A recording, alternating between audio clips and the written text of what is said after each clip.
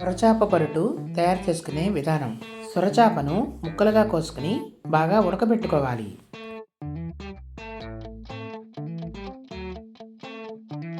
ఈలోగా అల్లం వెల్లుల్లిని పేస్ట్ చేసుకుని రెడీగా ఉంచుకోవాలి. బాగా ఉడికిన చేప ముక్కలను తోలు తీసుకుని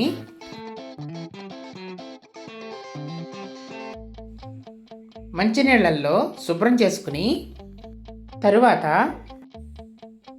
ముక్కలను మెత్తగా నలుపుకుని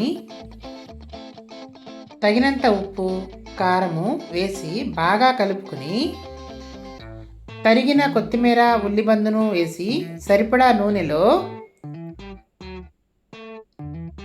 ఉల్లిపాయ ముక్కలు, కొత్తిమీర, ఉల్లిబందు దోరగా వేయించిన తరువాత అంతకుముందు బాగా కలిపి ఉంచిన చేప మిశ్రమాన్ని అల్లం వెల్లుల్లి పేస్టుతో పాటు ఎర్రగా వేగిన తర్వాత మరొకసారి కొత్తిమీర చల్లుకోవాలి.